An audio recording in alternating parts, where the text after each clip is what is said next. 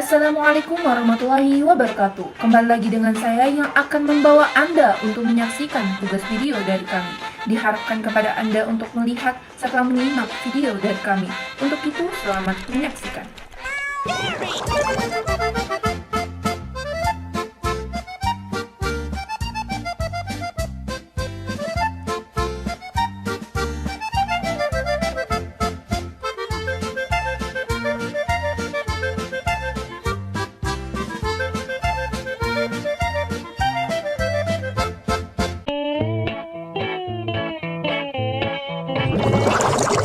Baik, saya akan menjelaskan tentang tema dan jenis artikel ilmiah.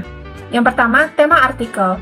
Tema tugas akhir mahasiswa UIN Raden Intan Lampung dalam bentuk artikel ilmiah sesuai dengan core keilmuan atau bidang ilmu atau prodi di jurusan masing-masing. Jenis artikel dilihat dari jenisnya. Seperti artikel ilmiah mahasiswa UIN Raden Intan Lampung dibedakan menjadi 4, yaitu yang pertama, ada penelitian kualitatif. Artikel penelitian kualitatif memuat hasil penelitian yang bermaksud untuk memahami fenomena-fenomena yang terjadi. Tujuan penelitian kualitatif untuk menjelaskan fenomena-fenomena dengan sedalam-dalamnya dengan cara mengumpulkan data sedalam-dalamnya serta sebanyak mungkin pada subjek yang diteliti. Dan yang kedua, ada penelitian kuantitatif. Artikel penelitian kuantitatif memuat hasil penelitian yang berlandaskan pada filsafat positivisme digunakan untuk meneliti pada populasi atau sampel tertentu. Teknik pengambilan sampel pada umumnya dilakukan secara random. Pengumpulan data menggunakan instrumen penelitian, analisis data bersifat kuantitatif atau statistik dengan tujuan untuk menguji hipotesis yang telah diterapkan. Artikel penelitian pengembangan atau sering disebut dengan R&D memuat hasil penelitian yang dapat menjadi penghubung atau pemutus kesenjangan antara penelitian dasar dengan penelitian penerapan. Pengertian penelitian pengembangan atau research and development sering diartikan sebagai suatu proses atau langkah-langkah untuk mengembangkan suatu produk baru dan menyempurnakan produk yang telah ada. Dan yang terakhir, yang keempat, yaitu ada penelitian studi pusaka. Artikel penelitian studi pusaka memuat hasil penelitian berdasarkan telaah pustaka maupun kajian teori dari suatu bidang atau subjek dan rangkuman baik itu buku maupun hasil penelitian yang telah dipublikasikan. Macam-macam artikel penelitian studi pusaka diantaranya ada literatur review dan meta-analisis. Baik, mungkin itu saja materi yang dapat saya jelaskan. Lanjut ke materi selanjutnya.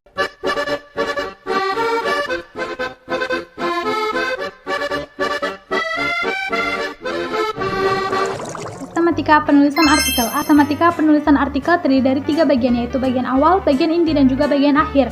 Bagian awal terdiri dari sampul. Sampul artikel menggunakan jenis soft cover ukuran 15,5 x 23 cm.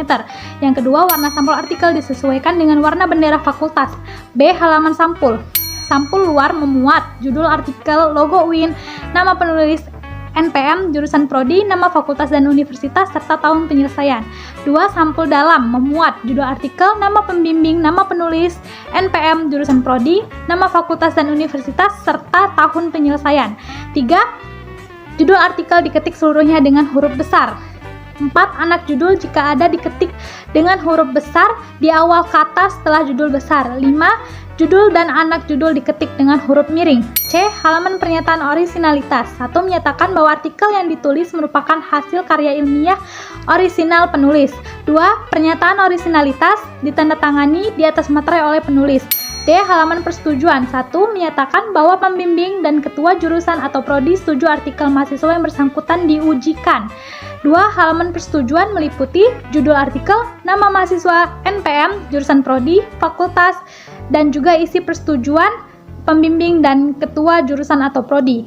E. Halaman pengesahan. 1. Menyatakan bahwa artikel mahasiswa yang bersangkutan telah diujikan dalam sidang munakosah fakultas. 2. Memuat tanggal lulus, pengesahan tim penguji dan dekan fakultas.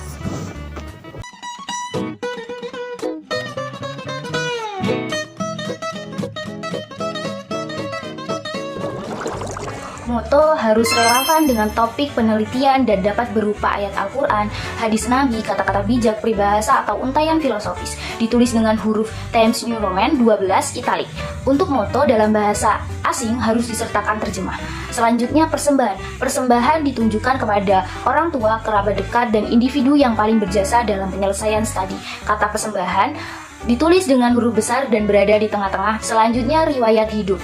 Memuat nama, tempat, dan tanggal lahir, nama orang tua, riwayat pendidikan, organisasi, dan prestasi akademik dan non-akademik. Selanjutnya kata pengantar, ungkapan terima kasih tanpa permintaan maaf atas kekurangan dalam artikel, berisi ungkapan syukur kepada Allah dan terima kasih kepada pihak yang membantu seperti dekan, ketua, pembimbing, tim penguji. Selanjutnya daftar isi. Penulisan judul-judul dimulai dari margin sebelah kiri 4 spasi di bawah judul daftar isi. Selanjutnya daftar tabel. Daftar tabel ditulis sesuai dengan penulisan dalam artikel dengan nomor tabel ditulis 2 ketukan setelah kata daftar tabel. Selanjutnya daftar gambar. Daftar gambar berada di tengah-tengah kertas dengan keterangan gambar diletakkan di bawah grafik atau gambar. Selanjutnya daftar lampiran. Daftar lampiran berisi ringkasan atau daftar isi dari lampiran-lampiran yang disertakan dalam artikel.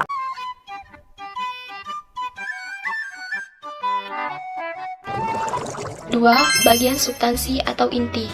A. Ketentuan penulisan. 1. Bagian substansi atau inti artikel memuat komponen-komponen sebagaimana tercantum dalam daftar isi. 2. Awal kata yang terdapat dalam subjudul diketik dengan huruf besar kecuali kata penghubung.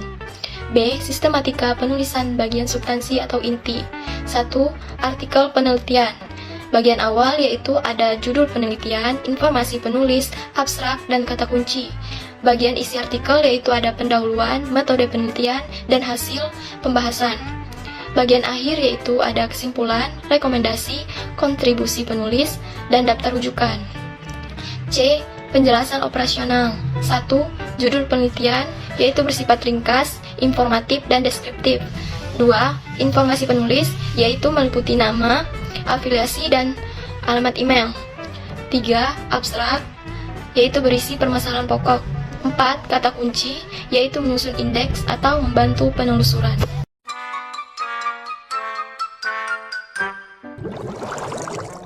Poin yang kelima adalah pendahuluan. Pendahuluan adalah uraian tentang masalah yang menjadi dasar dilakukannya sebuah penelitian.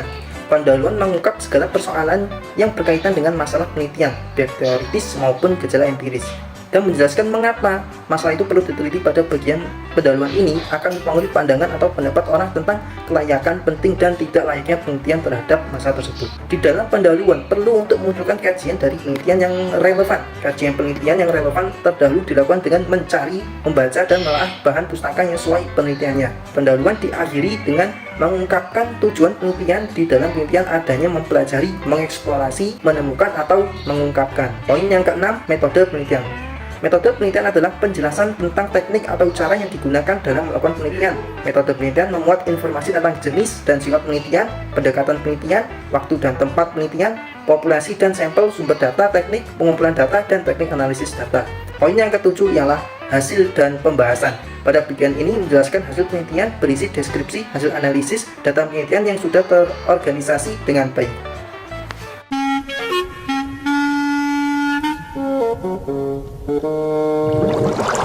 Hasil dan pembahasan menjelaskan hasil penelitian berisi deskripsi hasil analisis data penelitian yang sudah terorganisasi dengan baik. Hasil analisis data penelitian dibahas dengan cara menginterpretasi temuan penelitian dan menjelaskan hubungan antara temuan penelitian dengan penelitian terdahulu atau teori terkait yang telah mapan. Kesimpulannya adalah pernyataan singkat hasil penelitian berdasarkan analisis data dan temuan penelitian.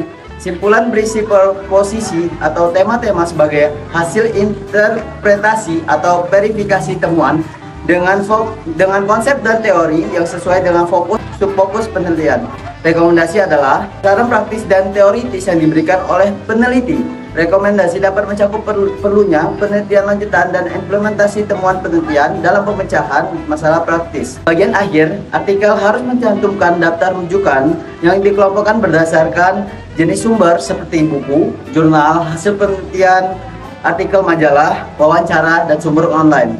Jumlah daftar rujukan dari jurnal ilmiah yang relevan harus memenuhi 80% dari total seluruh rujukan yang digunakan dalam proposal artikel maupun full artikel. Minimal jumlah rujukan adalah 50. Daftar rujukan harus merupakan satu kesatuan tubuh artikel dan diberi nomor halaman. Lampiran adalah dokumen pendukung yang digunakan dalam penelitian untuk mempertanggungjawabkan keabsahan penelitian.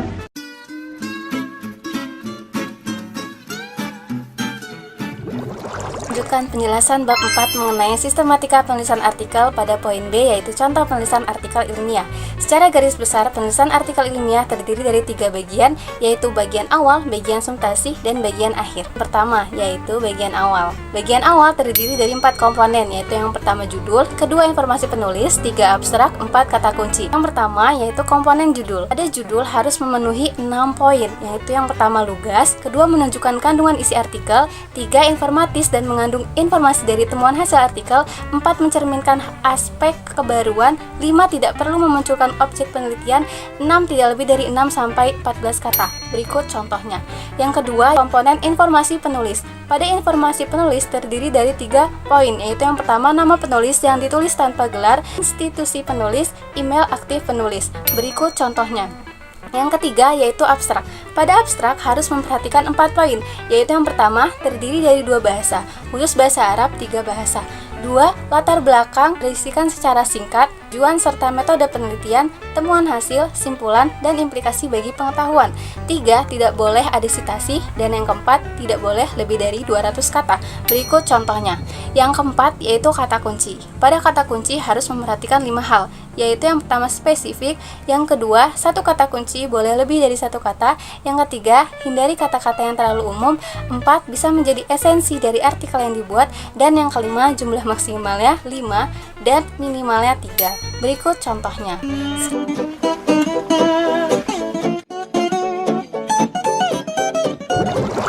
Bagian isi artikel yang pertama itu ada latar belakang. Latar belakang menggunakan prinsip Tringler atau segitiga. Latar belakang umumnya berisi uraian singkat yang maksimal terdiri dari 2 paragraf. Latar belakang terdapat penegasan pentingnya penelitian dilakukan. Kemudian di dalam latar belakang terdapat set of the art, kajian review literatur yang diambil dari jurnal 10 tahun terakhir sebagai justifikasi kebaruan. Selanjutnya menguraikan gap analistik atau pernyataan perbedaan penelitian terdahulu terhadap apa yang sudah dilakukan dan apa yang perlu dilakukan. Bagian akhir terdapat uraian maksud dan tujuan dari artikel yang akan diteliti. Contoh dari prinsip Tringler dalam menguraikan latar belakang. Yang kedua, metode penelitian. Metode penelitian harus bersifat operasional, tidak sekedar definisi atau penjelasan secara normal. Dalam metode penelitian harus memuat informasi tentang jenis, sifat penelitian, pendekatan penelitian, sumber data, teknik pengumpulan data, dan teknik analisis data. Yang ketiga, ada hasil dan pembahasan. Dalam uraian pembahasan dalam penulisan artikel jurnal setidaknya harus memenuhi kriteria sebagai berikut. Yang pertama, menyimpulkan hasil temuan. Yang kedua, membahas hasil temuan. Yang ketiga, memaparkan kebaruan dari hasil temuan. Yang keempat, membandingkan dengan penelitian lain atau teori lain dan menyimpulkan. Yang ketiga, menjelaskan signifikansi temuan terhadap konsep dan teori. Ini karakteristik di atas dapat digambarkan sebagai berikut. Pada bagian akhir terdiri dari 3 bagian, yaitu yang pertama ada kesimpulan. Dalam kesimpulan, terdapat hal-hal sebagai berikut. Yang pertama, menjawab permasalahan dan tujuan penelitian, diuraikan secara logis, jujur berdasarkan fakta yang diperoleh, membuat implikasi atau saran, dan yang terakhir perlu diingat, ditulis dalam bentuk paragraf, bukan dalam bentuk items atau numbering. Kedua, ada kontribusi autor. Jika penulis lebih dari 1, harus diuraikan kontribusi autor atau peran masing-masing peneliti dalam membuat artikel atau penelitian. Terakhir ada daftar rujukan atau bibliografi atau sumber acuan.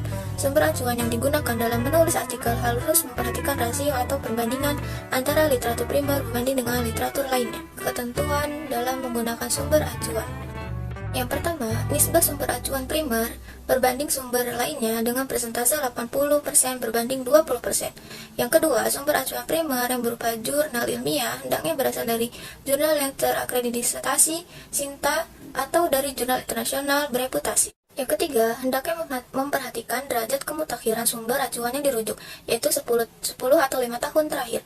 Yang keempat, jurnal minimal sumber acuan dalam penulisan artikel adalah 25, dengan memperhatikan ketentuan pada huruf A. Dan yang terakhir, wajib menggunakan tool reference baik Mendeley atau Zotero. Sekian penjelasan dari saya ucapkan terima kasih.